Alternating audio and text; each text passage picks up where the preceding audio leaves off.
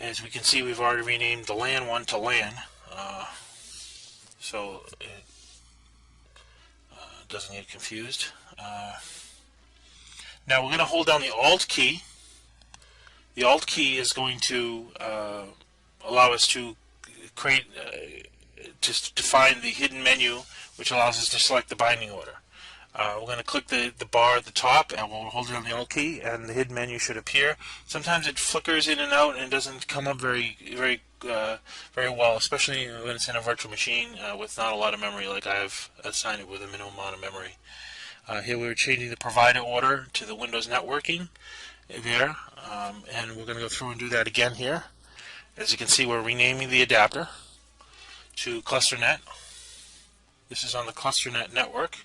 This is internal to the cluster that it communicates and is necessary for building the cluster. As you saw, the menu appeared there. And we're moving LAN to the top, and Windows networking is being moved to the top on the next tab. And we're going to go through and do it one more time. Go through this kind of quickly. We rename it.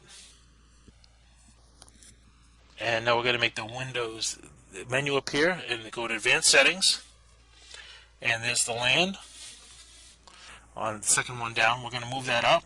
So that should take care of the provider order, and by moving the provider order up and the order of the network cards, but it doesn't always do that. It's a bit tricky with the Alt key to get that menu to appear, so just be patient with it. Next we have to download RSV bind from Microsoft for HVM. Just go to that URL there that I've pasted. You can also go to my blog and see the URL there. It's outside the video in the article that I'm displaying down here, which is slightly better than typing all that archive from MSD and Microsoft.com in. You're going to keep it on the screen for just a minute there so you can easily get it. And also let you know that you can go to wanfuse.blogspot.com/search Q equals network plus bind plus order. And you can get that binding order link for NVS bind there. And while you're there, you might as well look at some other articles as well. You might be interested in finding out some other tidbits of stuff that I've discovered while going through my journey here. We're going to use the compatibility settings. We're not going to use the compatibility settings here for Internet Explorer. We're disabling the IE security feature so that we can go inside each virtual machine to NVS bind download page. It's the top one there. That's 64-bit. And we're going to agree to the license, and we're going to download it. We're going to say yes here to the software license that appears, and we're going to extract it to C:\NVS bind, which is a new directory. It's going to create the new directory for us. It's going to prompt us to ask to create the new directory. Now we've extracted it. We're going to extract that on all three servers here. This is the second one, to NVS bind, just in case we need it, which hopefully we won't need this, but it's a good thing to have since 9 times out of 10 I've found that I've needed to use it. Not always. CD C:\NVS bind is what we're going to type in here inside the command prompt.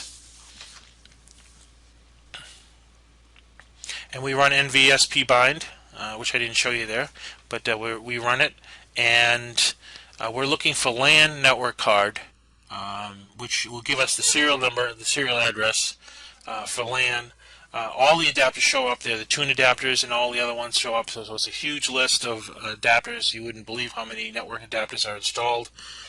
There it is. There's the LAN adapter that we've renamed, and as you can see, 8798ECE5 blah blah blah blah blah is the address there of the network card, which appears in the registry under HKey local machine system, current control set services, TCP/IP, and linkage. You can go to my blog and read more about that as well. On one of the articles there, the first 10 or so articles, it should be in there. So here we're browsing the HKey local machine software, system, current control set services,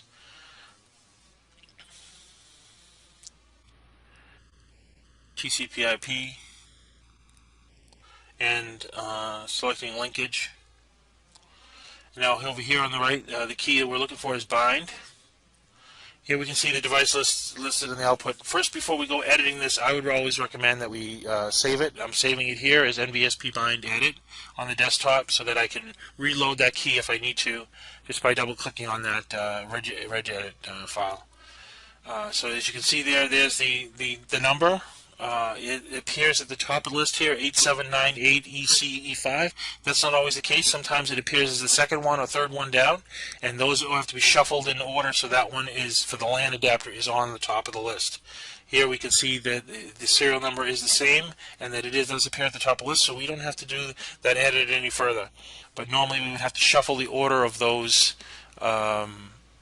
the binding order inside the registry there to get it to go past the cluster card that appears. And here we are, we're verifying the cluster validate configuration. This is in Cluster Manager, and we're running it against all three servers. I kind of rushed through that. I apologize. You can find more about that on my blog there. Now this is the valid SCSI-3 persistent reservation workaround that was implemented by Ross, which is found on my blog there.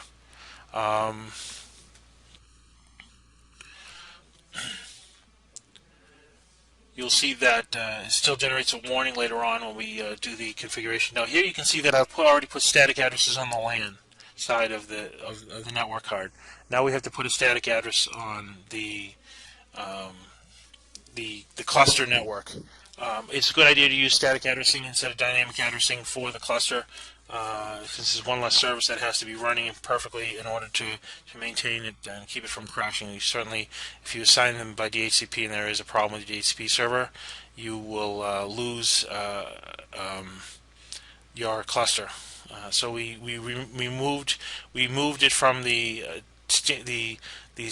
dynamic address to a static address on the network LAN side, and we're doing the same for the network side on the cluster net. This time we're choosing the 10.10.20 network, which is a different subnet with the subnet mask 259.259.259.0.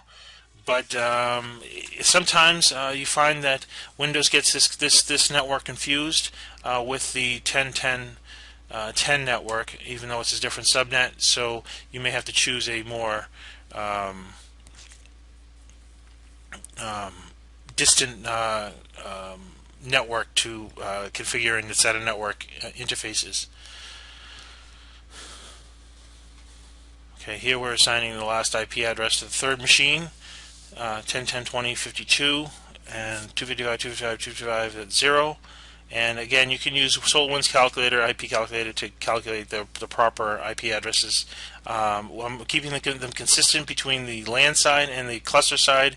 The same octet, the last octet is the same on all three networks. Now we're going to go and validate the cluster configuration again. And this time it should be a little faster respawning now that we've put the static addresses there, and it's doing lookup. See how quick that was? That wasn't sped up there.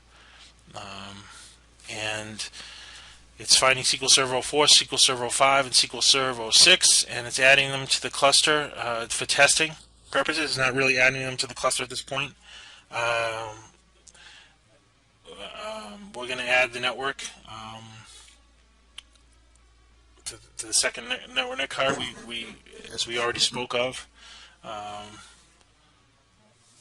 And this is all slow resolution issues because of reverse lookups, which it seems to be doing while it's doing the forward lookups. I'm not sure why it does that, but I think it just checks it. So it's resorting to a broadcast the first time I went through this, so it was rather slow doing that resolution. And so we had to go through and fix that issue in DNS.